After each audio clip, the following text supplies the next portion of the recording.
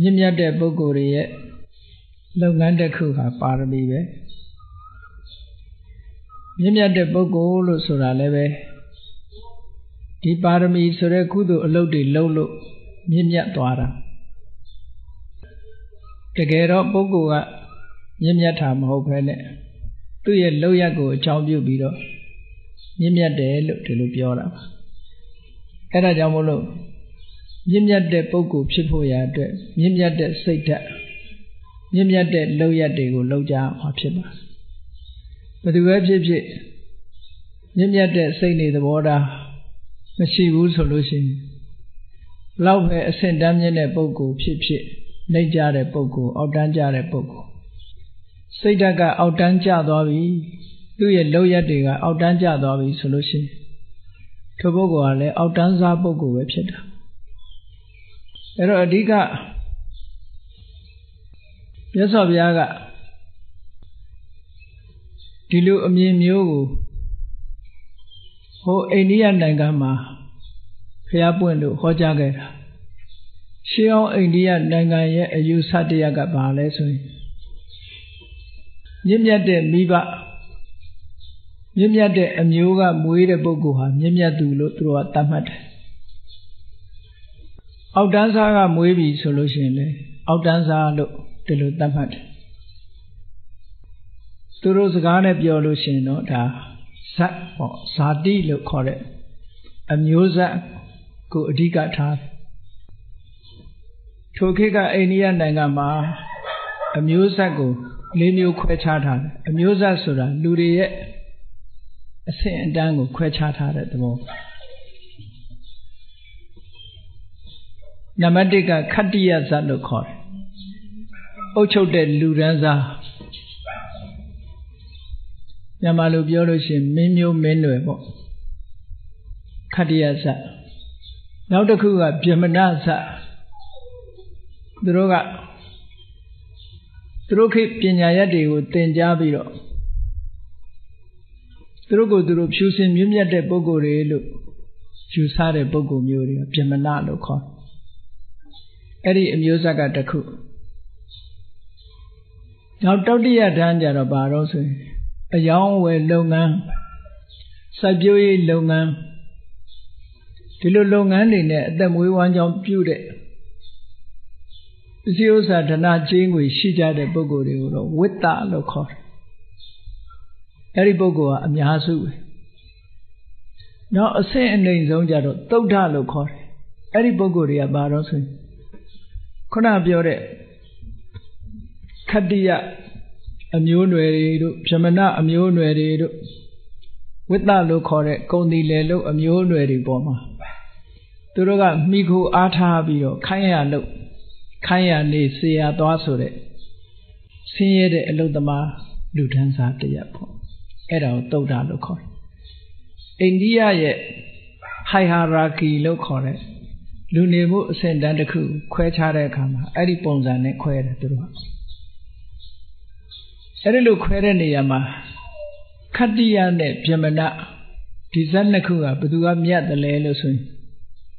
ဗြဟ္မဏတွေကလည်းသူတို့ကမြတ်တယ်လို့သူတို့ကိုနံပါတ်1ထားတယ်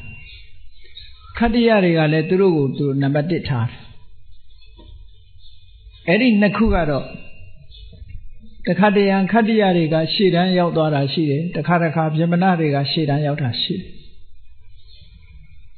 ဒါကြောင့်မို့လို့ခေတ်ကာလအလိုက်ဘုရားအလောင်းတော်တွေဟာ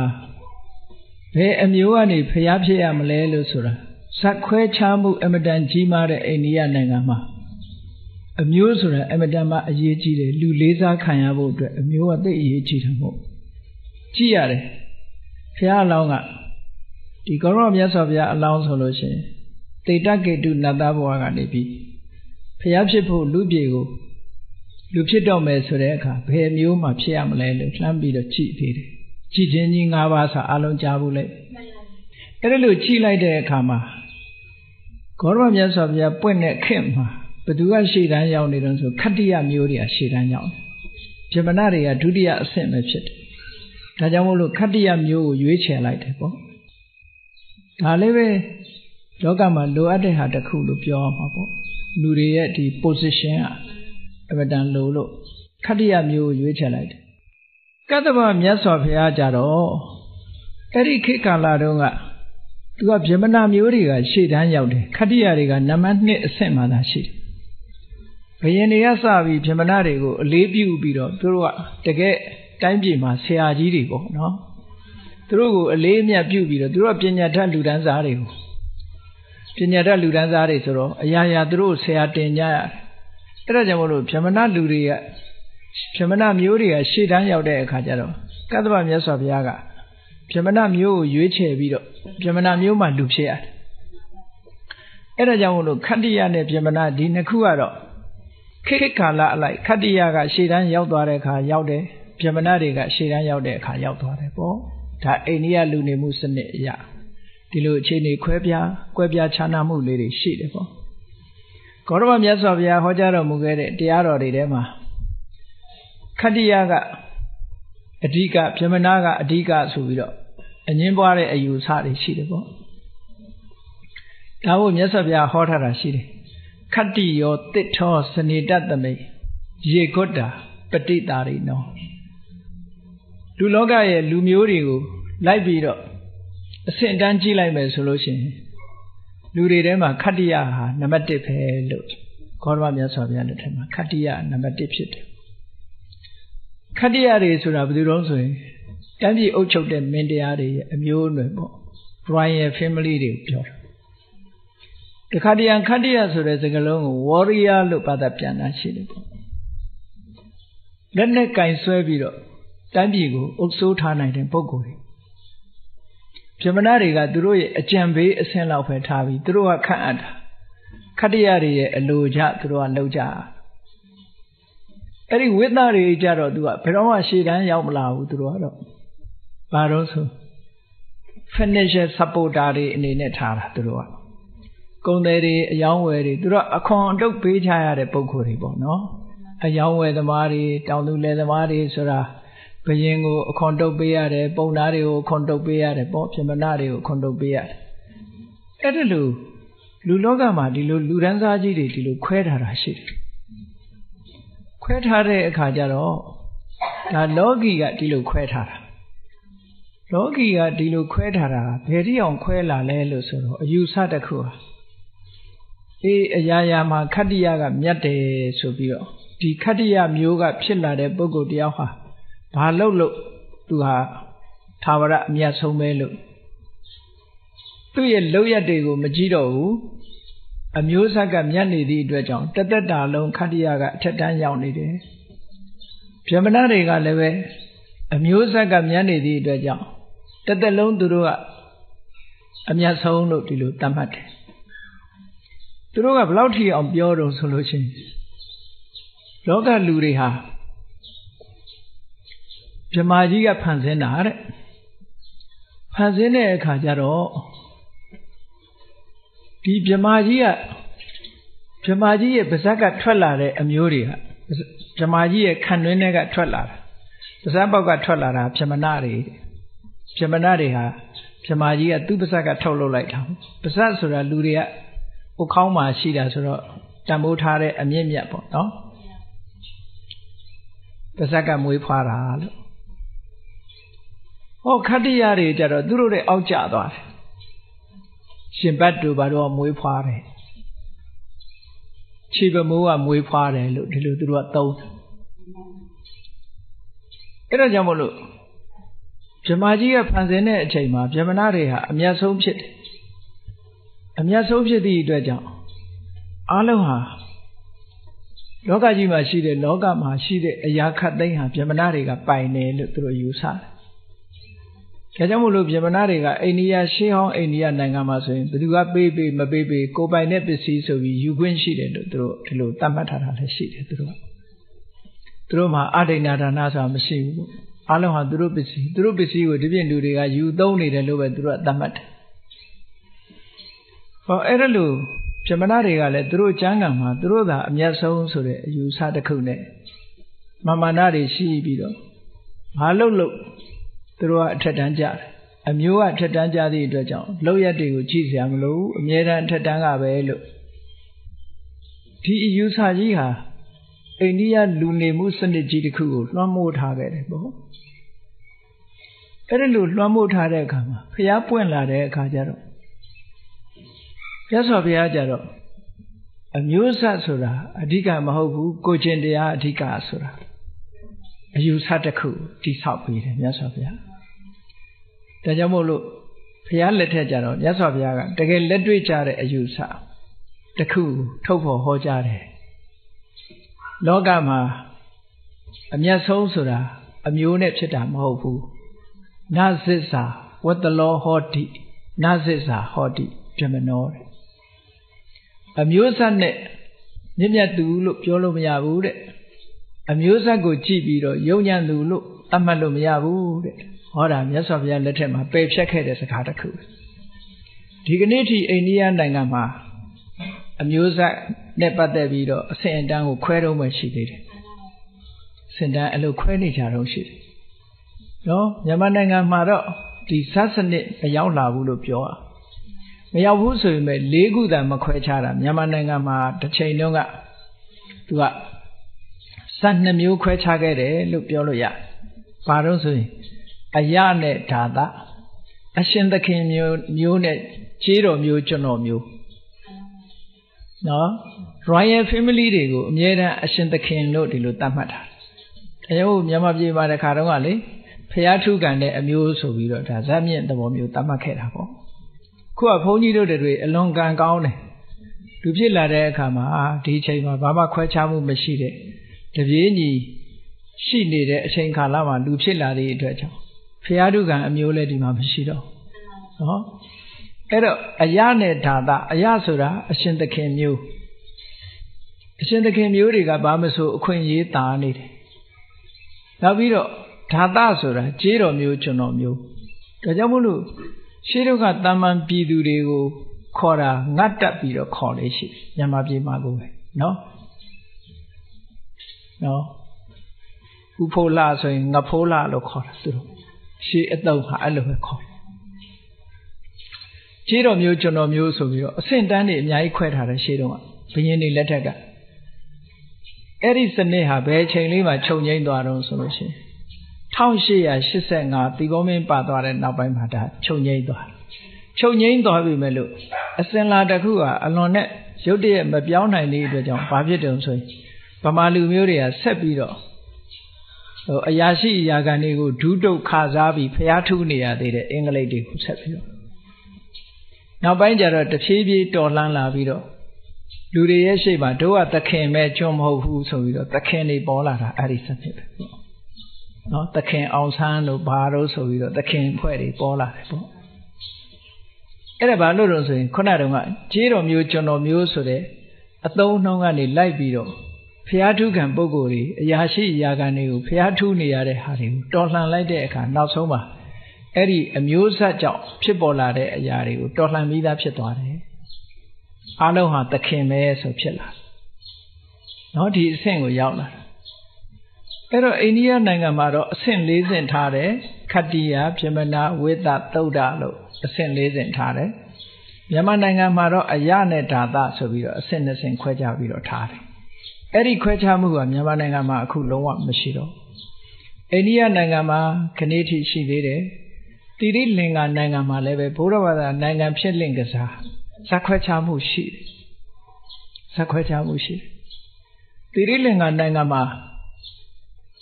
သူကနာယကဆိုတဲ့နာမည်တွေထည့်ပြီးတော့မှဲ့တာတွေရှိတယ်ဗန္ဒာရနာယကတို့ဒိသနာယကတို့ဒါသနာယကတို့ဆိုတဲ့နာယကတွေနဲ့မှဲ့တဲ့နာမည်တွေကဒါအမျိုးဆက်ကြရင်သူကထက်တန်းကြတဲ့အမျိုးတွေလို့အောက်တန်းစားမျိုးတွေကြတော့ဓာသဆိုတဲ့နာမည်ထည့်မှာကရုဏာဒါသတို့ပရိမဒါသတို့ဓာသဆိုတဲ့နာမည်နဲ့မှဲ့တယ်သူကအဲ့လိုကိုနာမည်ကိုနှိမ်ထားတာတစ်ခါလေအဲ့တော့ဒီဟိုနိုင်ငံမှာဘုန်းကြီးတို့သွားနေတဲ့အချိန်ဒီကနေ့လည်းအဲ့ဒါရှိတယ်တန်ခါ3000လောက်ရှိတဲ့ထဲမှာနံပါတ်1ခိုင်းကသူကရှမ်းကိုင်းလို့ခေါ်တယ်အဲ့ဒီရှမ်းကိုင်းကထိုင်းနိုင်ငံကနေပြီးတော့တီဟိုကယူသွားတဲ့ခိုင်းကိုရှမ်းကိုင်းလို့ခေါ်တယ်အဲ့ဒီရှမ်းကိုင်းကသူက三年内就文官表的，三年内文官没表。西方ဌာနတွေအားလုံးဆိုပါစို့ဆွဲတော်တို့ဘောဓိပင်တို့စတဲ့ရှေးဟောင်းဘုရားကျောင်းတွေရှေးဟောင်းဌာနတွေပုရဏရာဇမဟာဝိဟာရလို့ခေါ်တယ်ရှေးဘုရင်တွေကဆောက်လုပ်သွားတဲ့နေရာတွေအားလုံးဟာသူတို့လက်အောက်မှာရှိဇတ်မြင့်နဲ့သူတို့ကဒီဟိုနိုင်ငံမှာဇတ်မြင့်အဲ့ဒီရှမ်းကိုင်းတွေကိုဇတ်နှိမ့်တွေကိုဝင်ခွင့်မပြုဘူးသူဇတ်နှိမ့်တွေဝင်ခွင့်မပြုဘူးသင်္ကန်းဝတ်ချင်တယ်ဆိုရင်လူတိုင်းဝတ်မပေးဘူးဇတ်မြင့်မှာသူကဝတ်ပေးတယ်အဲ့ဒါရှမ်းကိုင်းခဏတိရှိတော့မယ်ရှမ်းကိုင်းသူတို့ပဲကြီးစိုးနေခါနိုင်ငံရေးရောတိုင်းရေးပြည်ရာဘာသာရေးကိစ္စတွေရောသူတို့ပဲကြီးစိုးတာအဲ့ဒီလိုဇက်ခွဲတဲ့စနစ်ကိုမကြိုက်လို့အများစုကမလုပ်လဲဆိုရင်ဗမာပြည်လာပြီးတော့ဘိုးတော်မင်းတရားလက်ထက်မှာအမရပူရမှာတိတ်ခါလာတင်ပြီးတော့ရဟန်းခံသွားတဲ့ဆရာတော်တစ်ပါးကဟိုမှာဂိုင်းတစ်ဂိုင်းထောင်လိုက်တယ်အဲ့ဒါကိုအမရပူရဂိုင်းလို့ခေါ်တယ်သူကတော့ဇတ်မြင့်နေဖြစ်စေဇတ်နှိမ့်နေဖြစ်စေအားလုံးသာသနာပေါင်းဝင်ခွင့်ပြုတယ်အဲ့ဒီဂိုင်းကလည်းပဲအခုတော်တော်လေးကြီးထွားပြီးတော့နိုင်ငံသူနိုင်ငံသားတွေကတော့ကြီးညိုလေးစားကြတယ်ပေါ့အဲ့ဒီနောက်တစ်ခါရာမညဂိုင်းဆိုတော့ပေါ်လာပြန်တယ်ရာမညဂိုင်းကတော့ဘဂိုးကလျာဏီတိမ်မှာဒါကရှေးတုန်းကရာမညဒေတာခေါ်တာပေါ့အဲရာမညဒေတာဆိုရဲဆွဲတဲ့ဘဂိုးကလျာဏီတိမ်ထဲမှာယဟန်ခံပြီးတော့သွားတဲ့ဆရာတော်တစ်ပါးကဥဆောင်ပြီးတော့ဂိုင်းထောင်လိုက်တာကြတော့ရာမညဂိုင်းလို့ခေါ်တယ်အဲ့ဒီအမရပူရဂိုင်းနဲ့ရာမညဂိုင်းကမြန်မာပြည်ကတန်ဃာတွေလိုပဲဇက်ခွဲခြားမှုမရှိဘူးတဲ့လူကြည်ညိုမှုများတယ်သို့တော့အရှိန်အဝါဩဇာချင်းရှင်းလိုက်လို့ရှိရင်ရှမ်းကိုင်းကသူတို့အထက်ကရှိရှမ်းကိုင်းကဆရာတော်တွေနဲ့ရှင်ပြိုင်ပြီးမပြောရဲဘူးသူတို့ကဇတ်နှိမ့်လို့ရှိရင်အဲ့ဒီအိန္ဒိယတို့တီဟိုတို့မှာဇတ်နှိမ့်လို့ဇတ်နှိမ့်တဲ့ပုဂ္ဂိုလ်ကဇတ်မြင့်တဲ့ပုဂ္ဂိုလ်ရှင်ပြိုင်ပြီးမပြောရဲဘူးငယ်ကြောက်လို့ဖြစ်ဟောအဲ့ဒီစနစ်တွေရှိတယ်တော့တီဟိုနိုင်ငံမှာတောင်မှပဲ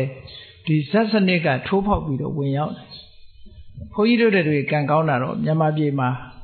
ဘုရားမြတ်စွာချမှတ်ထားတဲ့အတိုင်းပဲဘာသာစနစ်မှမရှိဘူးเนาะစာနေမရှိဘူးเนาะ lineage မရှိဘူးလူဟာကိုကြိုက်တယ်လို့ပဲတကယ်ကိုဟိုနာမည်လဲကိုမှဲ့ကျင်တာမှဲ့တယ်ပေါ့အဖေနာမည်ယူရမယ်အမေနာမည်ယူရမယ်စာမရှိသူတို့စီမှာတော့ကြောက်မဲ့လို့မရဘူးသူမဲ့လို့မရအစဉ်တိုင်းကြီးသွားတယ်တခါတော့ကသီဟိုဝန်ကြီးချုပ်ကနောက်သမတဖြစ်သွားတယ်ဘုန်းကြီးတို့သီဟိုမှာနေတော့ကပရိမဒါစဆိုတာသူကအဲ့ဒီသမတကသူကဇတ်နှိမ့်ကတက်လာတာဒါမှသူ့နာမည်ကြည့်ပရိမဒါစဆိုတာပရိမဆိုတာပေမချစ်ခင်မြတ်တို့ကတော့ဓာတကျွန်ဆိုတဲ့အထိပ္ပယ်သူ့နာမည်ကပေမဓာတချစ်အပ်သောချစ်ခင်အပ်သောချစ်ခုံမွယ်ကောင်းသောကျွန်တို့ဒီလိုအဓိပ္ပာယ်ရအဲ့ဒါသူ့နာမည်သူပြောင်းလို့မရသို့တော့အဲ့သမတကြီးကသူမိန်ငုံပြောတယ်မိန်ငုံပြောတဲ့အခါကျတော့သူမိန်ငုံကိုသတင်းစာတွေထဲမှာဖတ်လိုက်ရတယ်သူဟာတဲ့အခုဒီတိုင်းပြည်ကြီးကိုခေါင်းဆောင်နေတာဖြစ်တယ်သူ့နာမည်ကိုသူအဓိပ္ပာယ်ဖွင့်တာကပရိမဓာတပရိမဆိုတာတိုင်းသူပြည်သားတွေကသူ့ကိုချစ်တယ်ပေါ့ဒါကြောင့်မို့ပရိမဓာတဆိုတာပြူသူတွေကိုသူကအလုပ်ကြီးပြုတယ်ပေါ့အဲ့ဒီလိုအဓိပ္ပာယ်ဖွင့်ဆိုပြီးတော့တကယ်တော့သူအခုတိုင်းပြည်ကိုခေါင်းဆောင်နေတာဖြစ်တော့ကြောင့်သူ့ကိုပရိမနာယကလို့ခေါ်သင့်ပါတယ်လို့ဆိုပြီးတော့သူပြောသွားတာဘုန်းကြီးတို့မှတ်သားမိလိုက်တယ်ပေါ့သူတို့နိုင်ငံမှာအဲ့လိုနာမည်ကစပြီးတော့နှိမ်ထားတာမျိုးတွေရှိတယ်ပေါ့သူတို့စကားလုံးတွေကပါဠိစကားလုံးနဲ့အလွန်တူတာပေါ့လိစတာပေါ့အဲ့တော့အဲ့ဒီသမတကြီးကလည်းနောက်လောက်ကြံခံရလို့ဆုံးသွားရှာတယ်သမတတစ်ခုတူပဲဘုန်းကြီးတို့ဒီဟိုမှာကြောင်းတက်နေတဲ့အချိန်တုန်းကနိုင်ငံခြားကျောင်းသားတွေကတဖြည်းဖြည်းများလာတဲ့အခါကျတော့တက္ကသိုလ်တွေကစနစ်ပြောင်းလာဘုန်းကြီးတို့စပြီးတော့အဲ့ဒီ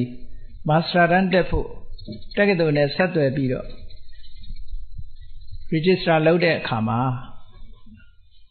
သူတို့ local student တွေလို့ local rate နဲ့တက်ခွင့်ရတယ်ပေါ့အဲ့လို local rate နဲ့တက်ခွင့်ရတဲ့ထဲမှာ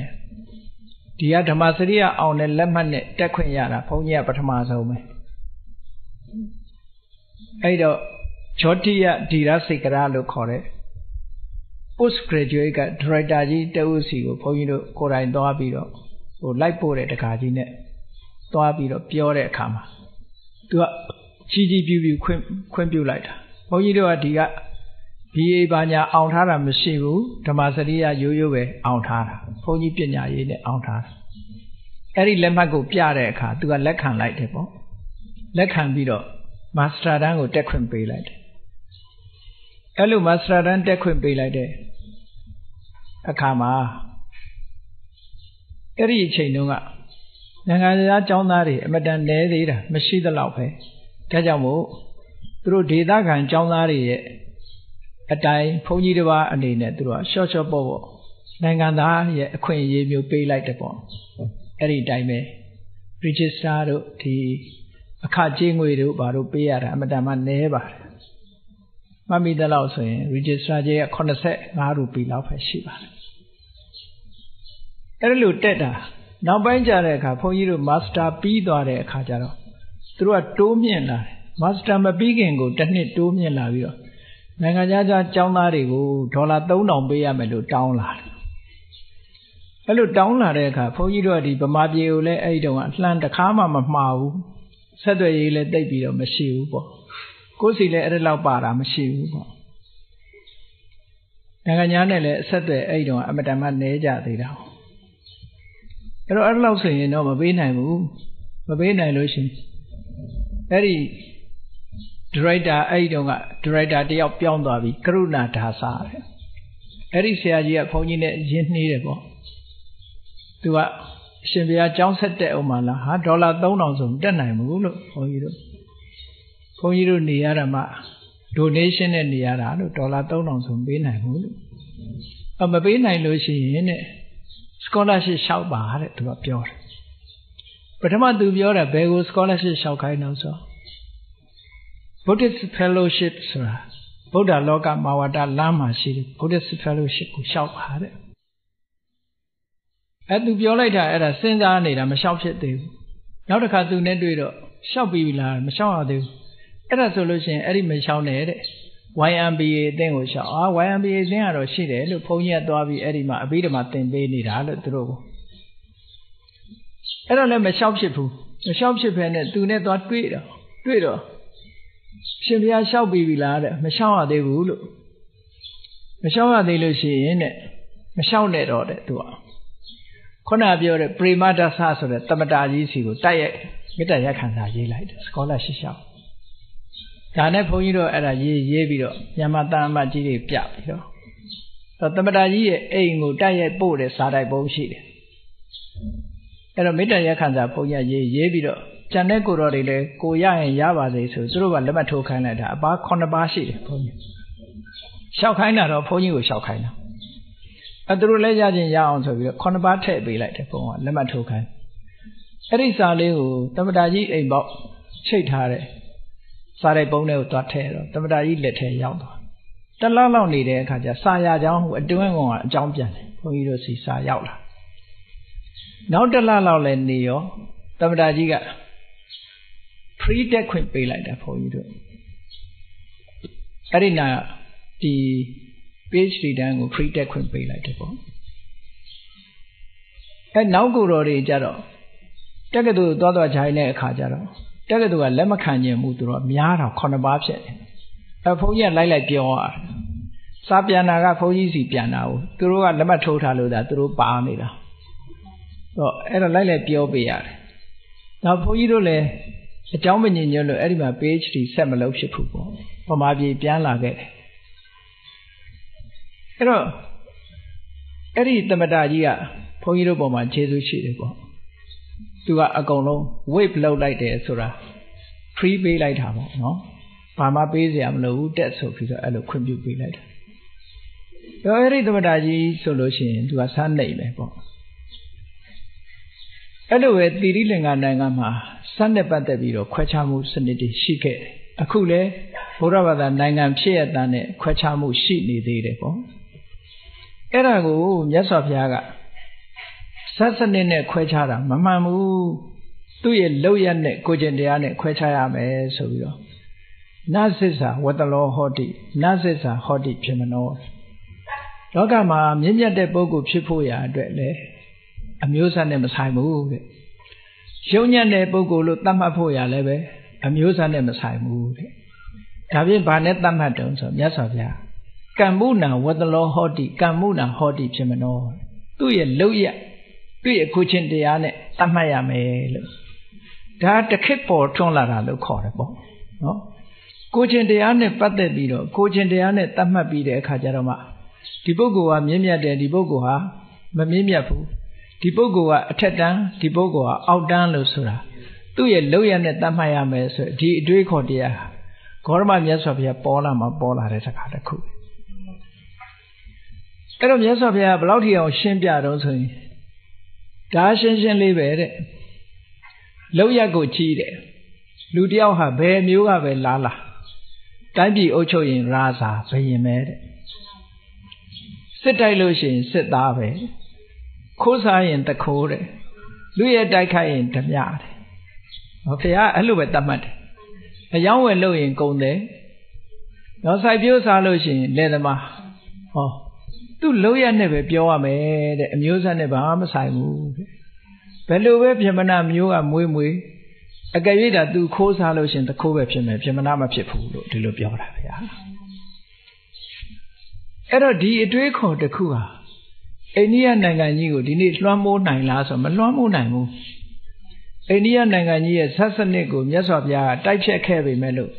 အိန္ဒိယနိုင်ငံဇတ်စနစ်ကအလွန်ကြီးတော့ဒီကနေ့ဇတ်အတိုင်းပဲသူတို့က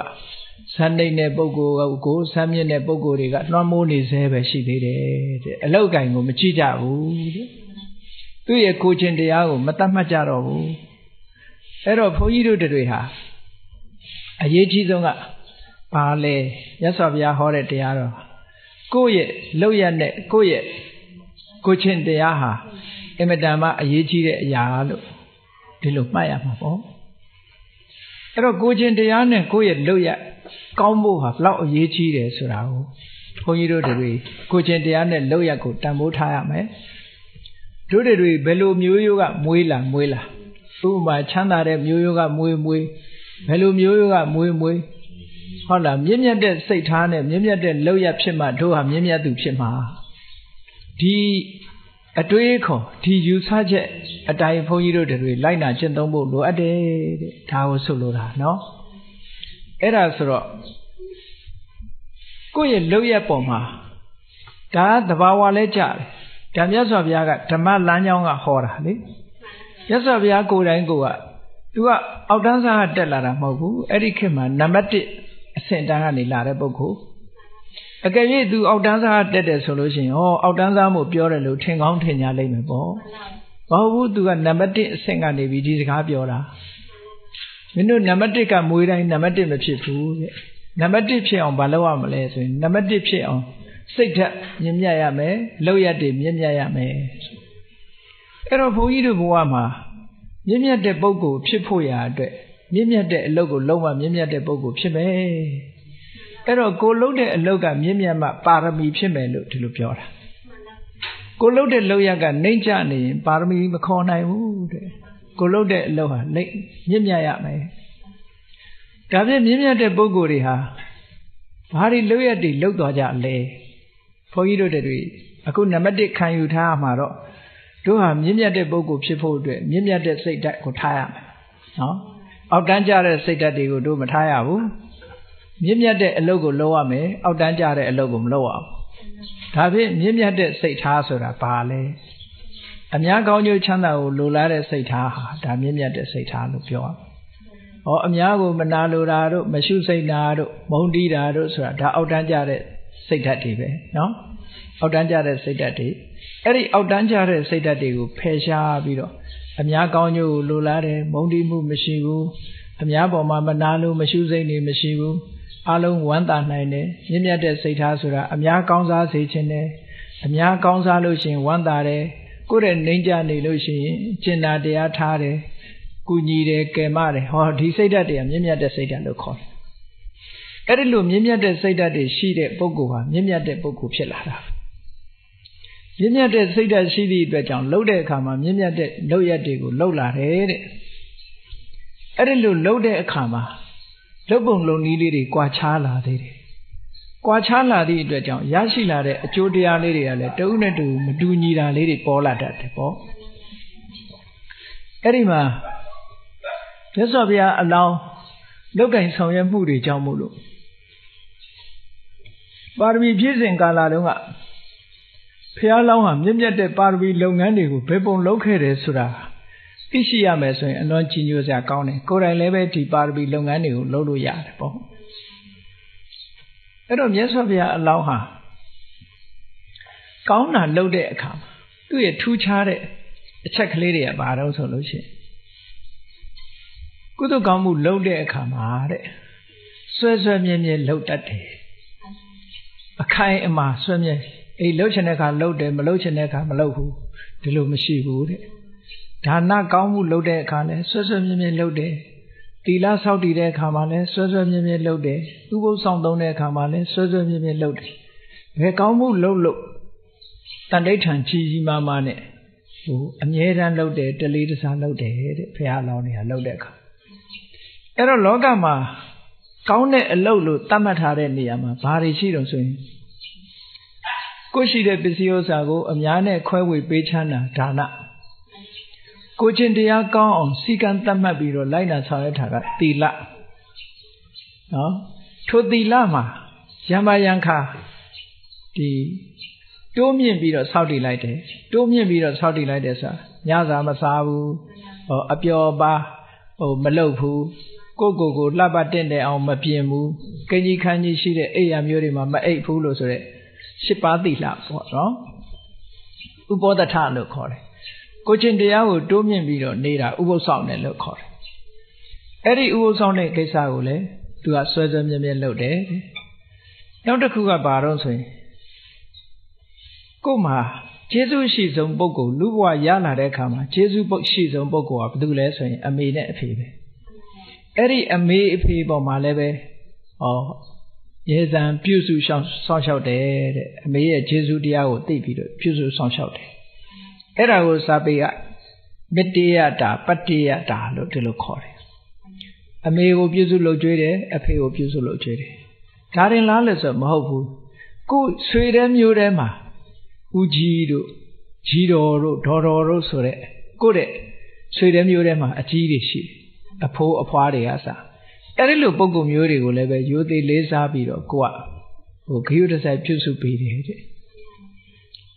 ဒါတွေကိုကုလိစစ်ထာပစာယီလို့ခေါ်တယ်တလေးတစားလုပ်တယ်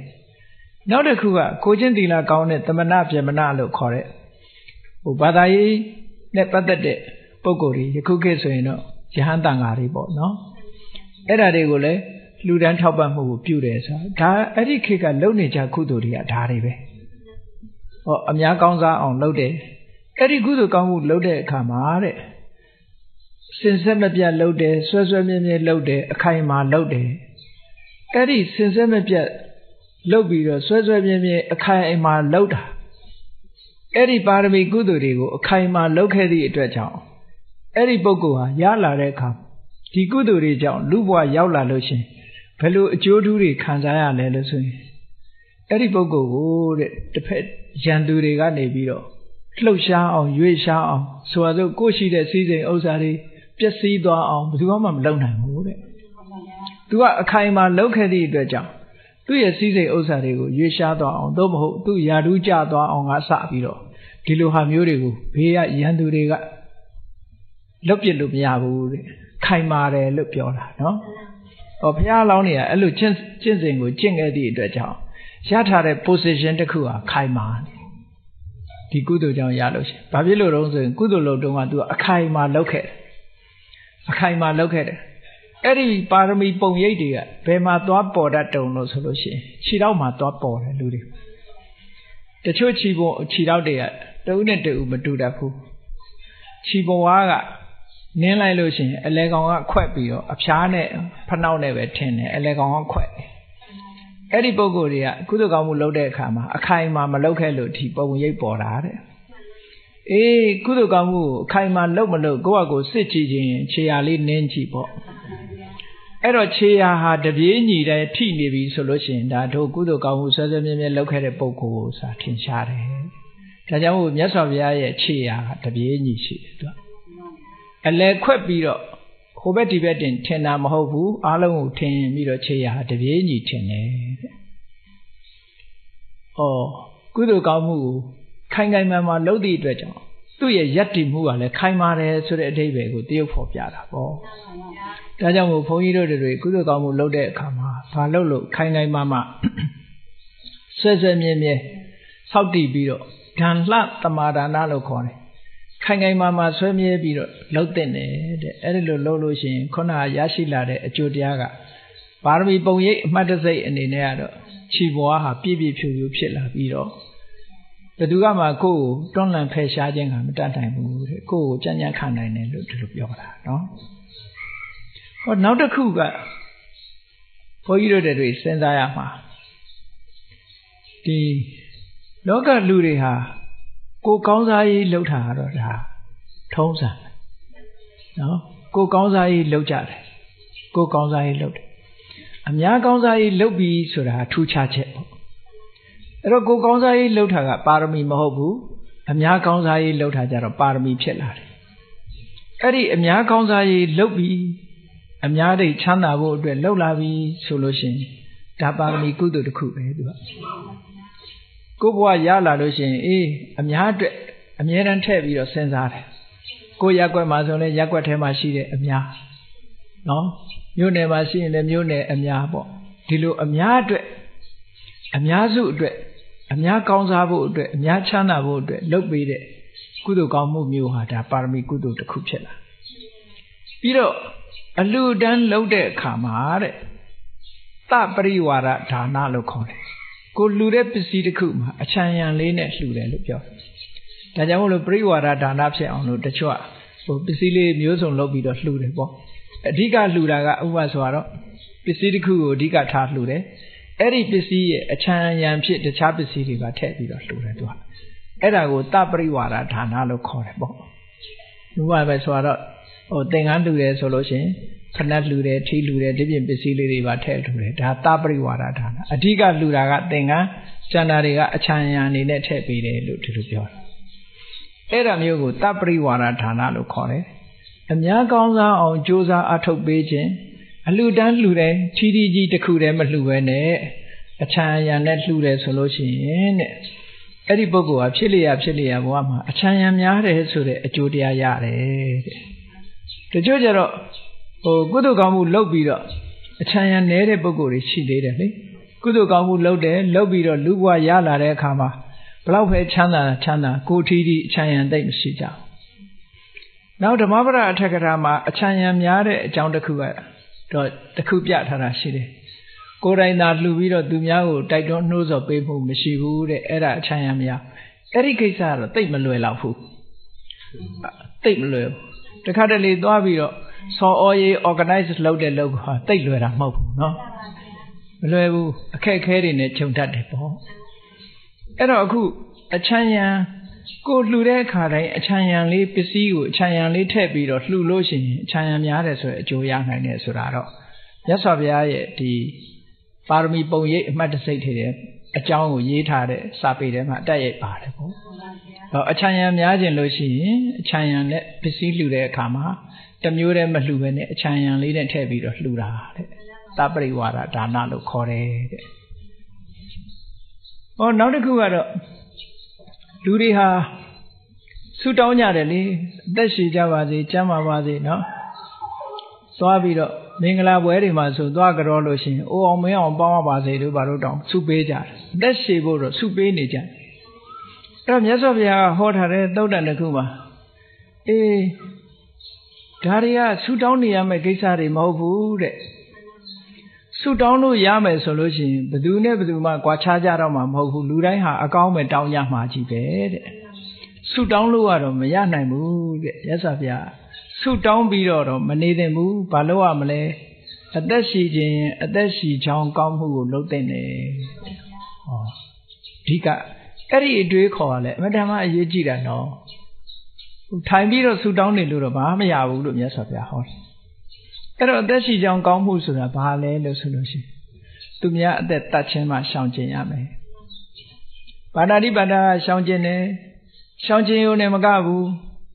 နိခိတဒန္တောနိဟိတဒန္တောနိဟိတတတ္ထောတတ္တဝါတွေကိုတတ်ဖို့လက်နဲ့ကစမထားဘူးပေါ့ဥပမာပဲဆိုတော့တချို့ကပါဏာတိပါဒရှောင်တာလေးတွေတော့ရှိတယ်အကြီးကြီးတွေတမတတ်တာဘာတော့တတ်တုံဆိုချင်းလေးတွေကြိုးလေးတွေပွဲစိတ်လေးတွေအဲ့တော့ပါဏာတိပါဒဆိုတဲ့နေရာမှာပြည့်စုံအောင်လိုက်နာဖို့လိုအပ်တယ်အသက်ရှည်ခြင်းအသက်ရှည်ပါစေလို့ဆုတောင်းနေရုံနဲ့မရဘူးတဲ့သူများအသက်တတ်ခြင်းကနံပါတ်1ရှောင်ရမယ်ရှောင်ပြီးတော့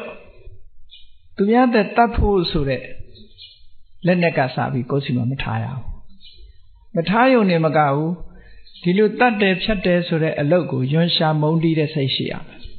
ရှက်ရမယ်ဒီအလုပ်ဟာရှက်စရာကြီးမကောင်းတဲ့အလုပ်ကြီးတစ်ခုဖြစ်လူတွေကတရားကိုရှက်စရာလို့သိမတတ်မှတ်ဘူးနော်အလွယ်တကူလေးနဲ့တတ္တဝါလေးတွေဟာကိုယ့်လက်ကြားထဲမှာပဲအသက်ပြောက်သွားတာတွေအများကြီးပဲနော်ဖြတ်ခနဲ့ဆိုအသက်ပြောက်သွားရှာကြအကောင်သေးပို့ပြီးတော့လွယ်လွယ်ကူကူတတ်ကြအဲ့ဒါတွေရှောင်ရမယ်လို့ပြောတာနော်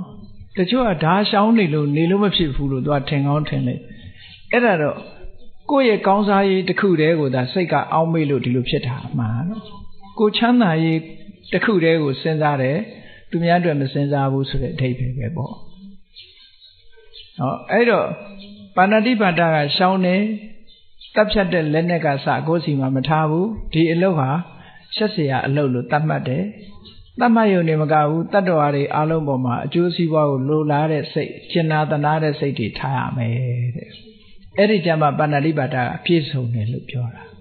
လုံးဝရှောင်ကျင်လိုက်တယ်အဲ့ဒီလိုလုံးဝရှောင်ကျင်လိုက်တဲ့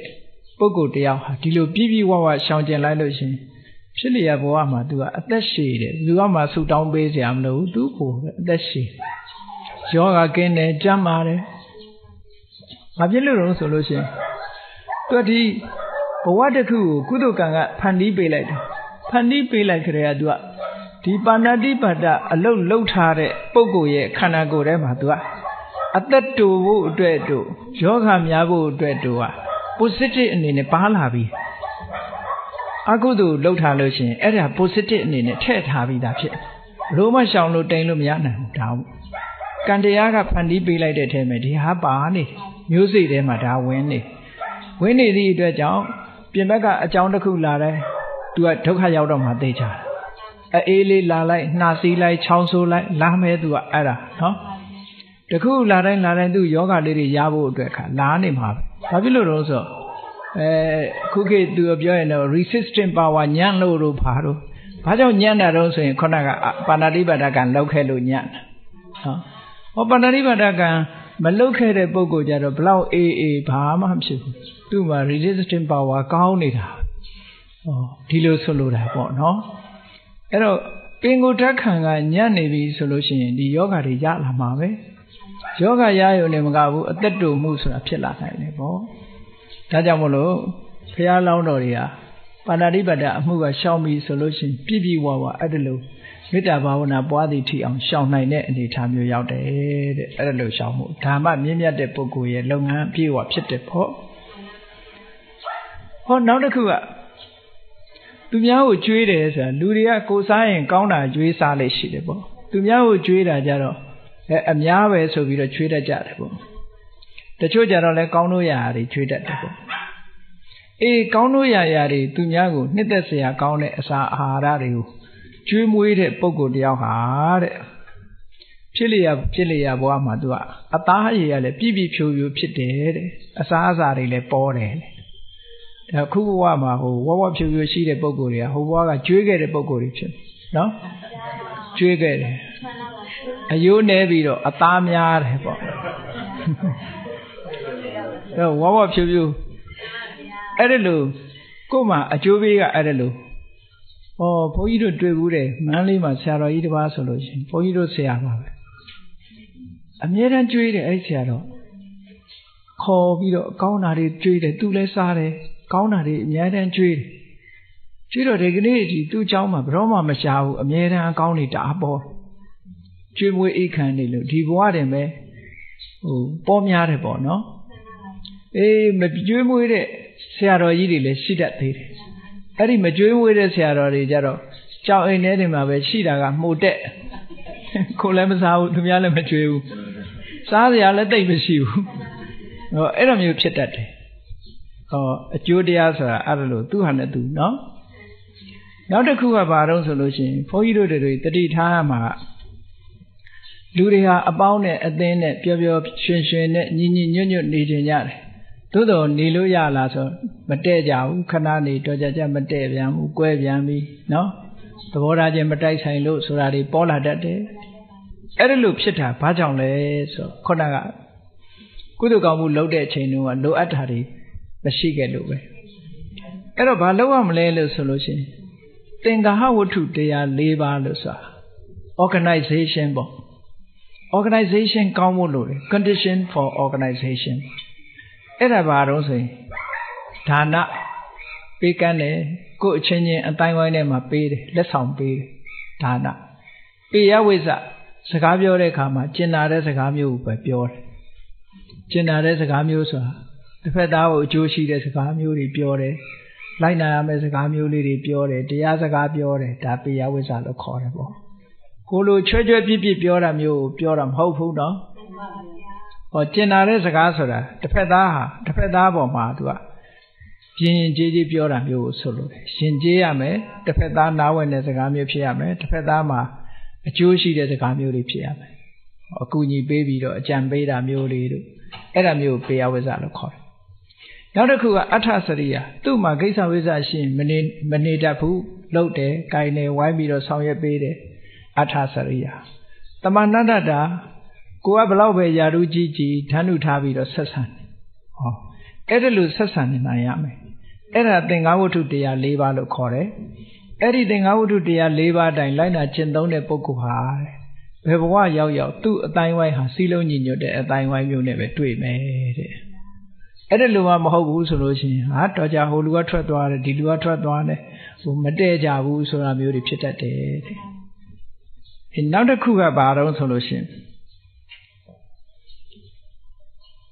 လောကလူတွေထဲမှာနေတဲ့အခါမှာတစ်ဖက်သားကိုဓမ္မရေးရာစကားမျိုးတွေဆိုပါစို့တရားပွဲတွေကျင်းပပြီးတော့တရားအလှူပေးတာဓမ္မနဲ့ပတ်သက်ပြီးတော့အများနားလည်ဖို့အတွက်ဓမ္မစာအုပ်တွေလှူဒန်းတယ်တရားဟောတတ်တဲ့ပုဂ္ဂိုလ်တွေပြင်ပြီးတော့တရားပွဲတွေလုပ်တယ်တရားတိတ်ခွေတွေလှူတယ်ကအစပေါ့နော်တရားနဲ့ပတ်သက်ပြီးတော့အမှန်တရားတွေကိုသိကြပါစေဆိုတဲ့စိတ်ကောင်းနှလုံးကောင်းနဲ့လှူတဲ့ပုဂ္ဂိုလ်တဦးဟာဘယ်တော့ဖြစ်ဖြစ်အကောင်းတွေပဲတွေ့ရတယ်ဖြစ်လေရဘဝမှာကောင်းကျိုးချမ်းသာရဖို့ရအကောင်းတွေနဲ့ပဲတွေ့ရတယ်ဒီလိုဟောတာနောက်တစ်ခုကတော့လူလောကမှာလူတွေအလုံးသိကြတဲ့အတိုင်းဘာအရေးကြီးဆုံးလို့ဆိုရင်ပညာဟာအရေးကြီးဆုံးပဲပညာနရဏံရတနံပညာဟာလူတွေရဲ့တန်ဖိုးရှိတဲ့ယရနာတစ်မျိုးပဲဒါကြောင့်မို့လို့မိဘတွေကလည်းသားသမီးလေးမွေးဖွားလာလို့ရှိရင်ပညာတတ်ကြီးဖြစ်စေခြင်းသင်ပေးတာပေါ့ပညာတွေအဲ့တော့ပညာဟာတန်ဖိုးရှိတယ်ပေါ့လောကီပညာပဲဖြစ်ဖြစ်လောကုတ္တရာပညာပဲဖြစ်ဖြစ်အသိလိမ္မာဉာဏ်ပညာဆိုတာအလွန်တန်ဖိုးရှိတဲ့အရာတစ်ခုဖြစ်လို့ဒီအတွက်အများကြီးအကုန်ကြခံပြီးတော့မိဘတွေကလှုပ်ကြရတယ်ပေါ့အဲ့ဒါလိုလှုပ်တဲ့အခါမှာသားသမီးကကိုပေးတဲ့ပညာတွေအကုန်ခံယူနိုင်စွမ်းရှိချင်မှရှိတာ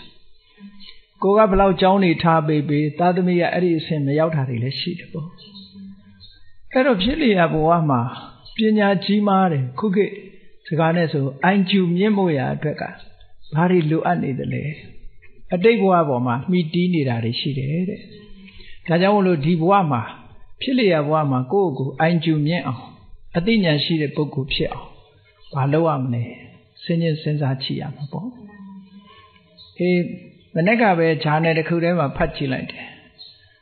စင်ကာပူနိုင်ငံသားတစ်ယောက်73နှစ်ပဲရှိသေးတယ်တက္ကသိုလ်ပညာတစ်ခုတက်တော့မယ်ဆိုတာသူဖြေထားတဲ့အဖြေတွေကလည်းအကုန်အားလုံးအမှန်လေးကြီးပဲ73နှစ်အရွယ်နဲ့တက္ကသိုလ်တက်နိုင်တဲ့အဆင့်တန်းမျိုးရတာအိုင်ကျူမြင့်တယ်ပေါ့နော်ဒါမျိုးတွေကဖြစ်ရှိတတ်တယ်ပေါ့အဲ့ဒါဘဝကသူကဘာတွေလှုပ်လာခဲ့လို့လဲလို့ဆိုတော့ ပညာပါရမီဖြည့်တယ်ပညာပါရမီဖြည့်တယ်ဆိုတဲ့အထဲမှာဘယ်လိုဟာပညာပါရမီဖြစ်တယ်လဲခုခေတ်တော့ပညာဒါနနဲ့ပြောနေကြတာပညာသင်ကြားရေးအတွက်အထောက်အကူပြုပေးကြတယ်နော်ပညာသင်ကြားရေးအတွက်အထောက်အကူပြုပေးကြတယ်ပညာရေးအတွက်လှူကြတယ်တန်းကြတယ်အဲ့လိုဟာတွေကပညာဒါနလားလို့ဆိုပညာကိုရည်စူးလှူသည့်အတွက်ကြောင့်ပညာဒါနလို့တော့ပြောနိုင်တယ်ဒါပေမဲ့လို့အဲ့ဒါတွေကအပြင်ပန်းနေကြီးပဲအကုန်လုံးအတွင်းမဟုတ်ဘူးအဲ့တော့ကိုပညာရဖို့အတွက်ကတော့မြတ်စွာဘုရားဟောထားတာကတော့ဖြစ်လျက်ဘဝမှာပညာကြီးတဲ့ပုဂ္ဂိုလ်ဖြစ်ချင်လို့ရှိရင်ဘာလုပ်ရမလဲဆိုဘာလုပ်သင့်တယ်လဲဘာမလုပ်သင့်ဘူးလဲဘယ်ဟာကကုသိုလ်လဲဘယ်ဟာကအကုသိုလ်လဲဘယ်ဟာကအပြစ်ရှိတယ်လဲဘယ်ဟာကအပြစ်မရှိဘူးလဲဆိုတဲ့မေးမြန်းမှုစုံစမ်းမှုလေးလာမှုဟာတကယ်ပညာပဲတဲ့အဲ့ဒါဒီဘဝတည်းမှာမေးမြန်းစုံစမ်းခြင်းဖြင့်ပညာတွေရလာတာဖြစ်လို့ तू ကတကယ်အတွင်းခုနကအထောက်အကူပြုတယ်ဆိုတာပညာဒါနအထောက်အကူပြုရင်ကိုပညာသင်ကြားတဲ့အခါမှာကို့မှာအလွယ်တကူအထောက်အကူတွေရနိုင်တယ်ဆိုရက်အကျိုးလောက်ပဲဖြစ်နိုင်လောက်เสียရှိတယ်ပေါ့နော်ပညာတတ်ဖို့ရာအတွက်ဆူတောင်းပြီးတော့လုပ်လို့ရှိရင်အထောက်အကူတွေတော့ဖြစ်ကောင်းဖြစ်မယ်ကျောင်းနေဖို့အစဉ်သင်ဖြစ်မယ်သို့သောအတွင်းအနှစ်အနေနဲ့ပညာထက်မြက်တဲ့ပုဂ္ဂိုလ်ဖြစ်ဖို့ရာအတွက်ကတော့အခုဘဝမှာမေးမြန်းတာတို့လေ့လာတာတို့စူးစမ်းတာတွေတို့ကမှပို့ပြီးတော့တိုက်ရိုက်ပို့ကြတယ်တဲ့ဘုရားဟောတဲ့တရားထဲမှာလည်းပဲတကယ်ကိုပညာကြီးမားတဲ့ပုဂ္ဂိုလ်ဖြစ်ဖို့ဆိုတဲ့နေရာမှာမြတ်စွာဘုရားကပညာတတ်တဲ့ပုဂ္ဂိုလ်တွေကိုချင်းကပ်ပြီးတော့မေးမြန်းတယ်တဲ့ဒါကုသိုလ်လားဒါအကုသိုလ်လားဒါဘယ်လိုအဓိပ္ပာယ်မှတ်ရမလဲဒါကအပြစ်ရှိသလားဒါကအပြစ်မရှိဘူးလားဒါကလုပ်ကောင်းသလားဒါမလုပ်ကောင်းဘူးလားလို့ဒီလိုစူးစမ်းလေးလာမေးမြန်းခြင်းဟာတဲ့ဖြစ်လျက်ဘဝမှာပညာကြီးမားခြင်းအကြောင်းတစ်ခုပါတဲ့နောက်တစ်ခုကတရားနာခြင်းဟာလည်းပညာကြီးပွားခြင်းအကြောင်းတစ်ခုပါလို့ဒီလိုဟောတယ်ဒါကြောင့်ဘုန်းကြီးတို့တွေဒီဟာကိုလည်းမမေ့သင့်ဘူးပေါ့နော်ဟိုလွယ်ကူတဲ့ပညာဒါနဆိုပြီးတော့ပညာရေးအထောက်ပံ့ပေးုံနဲ့ပဲငါဖြစ်လျက်ဘဝမှာပညာကြီးမယ်လို့ဒီလိုမတွက်သင့်ဘူးပေါ့စာထဲမှာတိုက်ရိုက်ပါတာတော့ခုလိုမေးမြန်းစုံစမ်းတာဟာပညာကြီးခြင်းအကြောင်းလို့ဒီလိုပါတယ်ဒါကြောင့်မို့လူဘဝရလာတဲ့အခိုက်မှာကုသိုလ်ကောင်းမှုတွေလုပ်ပုံလုပ်နည်းအခြေအနေလိုက်လို့လုပ်တဲ့ကုသိုလ်ကောင်းမှုအလိုက်ဘုန်းကြီးတို့တွေကောင်းကျိုးချမ်းသာတွေဟာကိုယ်တဏ္ဍာမှာဖြစ်ပေါ်လာမှာဖြစ်သည့်အတွက်ကြောင့်မြင့်မြတ်တဲ့ပုဂ္ဂိုလ်ဖြစ်ဖို့အတွက်မြင့်မြတ်တဲ့အလုပ်တွေလုပ်ကြရမှာဖြစ်တယ်မြင့်မြတ်တဲ့စိတ်ထားတွေကိုထားပြီးမြင့်မြတ်တဲ့ကိုယ်ကျင့်တရားတွေနဲ့စခန်းသွားမှသာမယ်ဘုန်းကြီးတို့တွေမှာပါရမီကုသိုလ်တွေဖြစ်ပြီးတော့မြင့်မြတ်တဲ့ပုဂ္ဂိုလ်တွေဖြစ်မှာလို့ကိုယ်စီသဘောကျပြီးတော့မြင့်မြတ်တဲ့ပုဂ္ဂိုလ်တွေဖြစ်အောင်ချင့်ကြံကြိုးကုပ်အားထုတ်နိုင်ကြပါစေကုန်သတည်း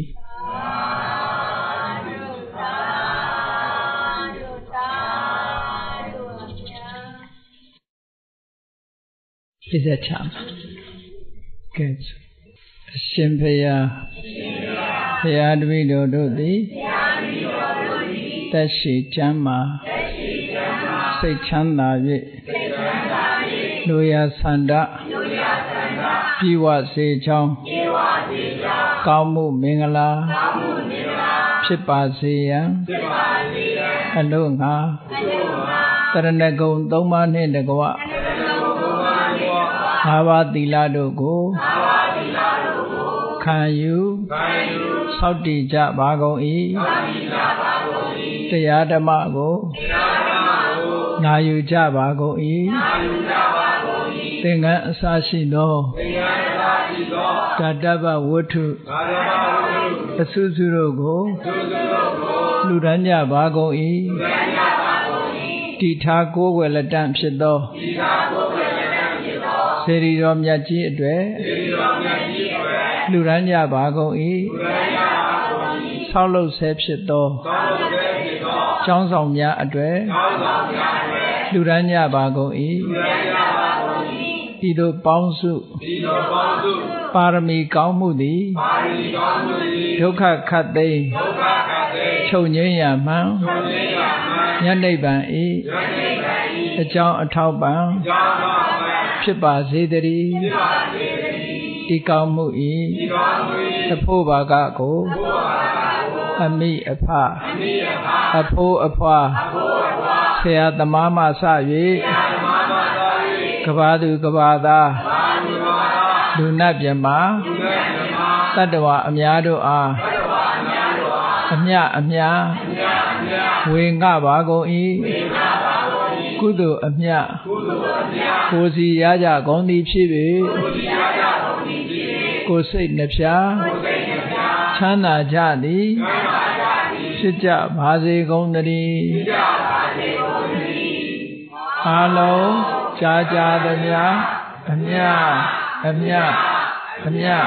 ရှိတော်မူကြပါကုန်လောသာဓုသာဓုသာဓုအာလုံးကြာကြာသမျှအမြအမြအမြရှိတော်မူကြပါကုန်လောသာဓုသာဓုသာဓုအာလုံးကြာကြာသမျှအမြအမြအမြရှိတော်